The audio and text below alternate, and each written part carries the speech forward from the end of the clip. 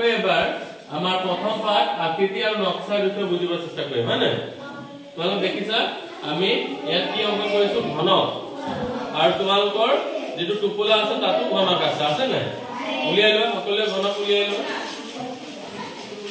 ঠিক আছে হয় না তো এতিয়া আমি কি কৰিম ঘনকৰ কি গণনা কৰিব চেষ্টা কৰিম তল চুক আৰু কাট কি গণনা কৰিব চেষ্টা কৰিম তল চুক আৰু কাট কি জানে আমি চিনাক্তকৰণ কৰিম যে কোনটো তল হয় মনত থবা হাতত এনেকৈ চুই চাবা অংক যদি সমান থাকে হয় না তল যদি সমান থাকে এনেকুৱা হয় না তেতিয়া বুজি পাবা এইটো তল হয় এটো কি হয় তল হয় চুই চালে গম পাবা হয় না যদি জুঙা থাকে তেনেহলে কি হ'ব চুক কি বুলি কবা চুক জুঙা থাকিলে চুক বুলি কবা আৰু এনেকুৱা আঠডালৰ নিচিনা থাকিলে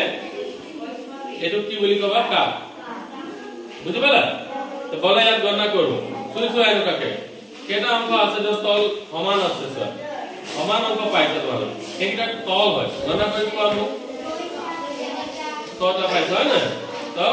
আমি ঘনকক বা আয়ত ঘনকক তার তলৰ অংক কিমান হ'ব 6 ঠিক আছে চুক গণনা কৰা চুক এই যে জুঙা অংক জুঙা 8টা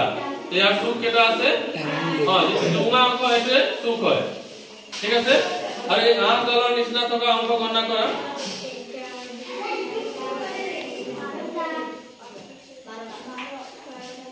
12টা হয় না তো ইয়াৰ কাষৰ অংক কিমান হ'ব 12 মনত থাকিব না তো কোৱাটো তলৰ অংক কিমান হ'ব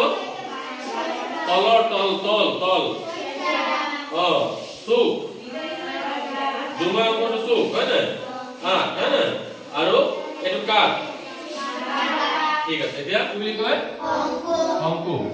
অংকুৰ কাট চুক আৰু তল কোনে উলিয়াব আমাৰ সিমি প্ৰথমতে তুমি তল উলিয়াই দেখুৱাই দিয়াচোন তল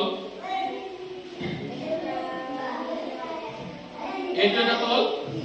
আৰু এইটো এটা তল হয় না এটো সমতল আৰু এটো বক্ৰতল বুলি কয় ঠিক আছে তো তলৰ অংক কি হ'ব তলৰ অংক কি হ'ব দুটা হয় না ঠিক আছে এতিয়া তলৰ পিছত আমি চুক উলিয়াম ইয়াত জুঙা অংক কত আছে দেখুৱাই দিয়া এটো জুঙা অংক এটাই আছে আৰু জুঙা আছে আৰু তো ইয়াৰ চুকৰ অংক কি হ'ব 1 হ'ব হয় না তাৰপিছত কাট এই দেখিছানে এটা বৃত্তাকাৰ কাট তো কাষৰ অংক কিমান হ'ব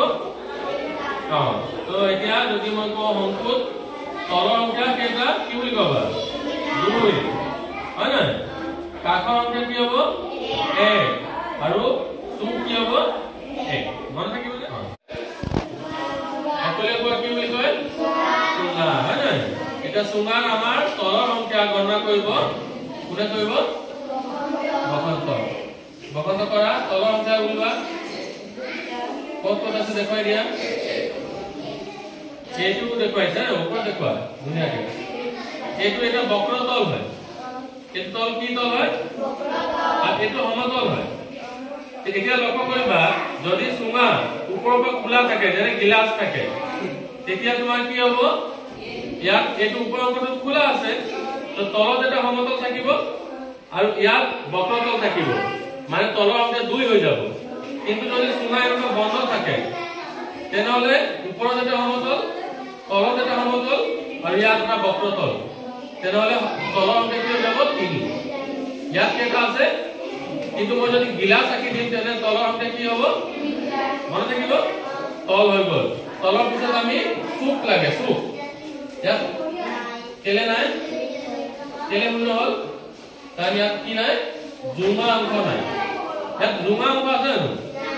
জুঙা অংক নাই তো চুক নাই চুক কি হ'ব শূন্য তাৰপিছত আমি উলিয়াব লাগিব কাট এইটো এটা ঘূৰণীয়া কাট দেখিছা আৰু কত আছে কাট তলত আছে এটা তো কাষৰ অংক কি হ'ব 2 তো তলৰ অংক পালো 3 বা 2 হ'ব পাৰে হয় না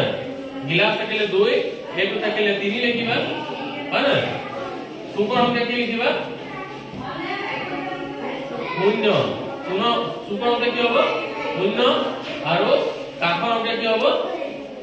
2 এই সম্পূৰ্ণ গোলক নহয় কিন্তু মত হাতত থকা সম্পূৰ্ণ গোলক মত দেখাই দিয়া অলপ ধুনীয়াকে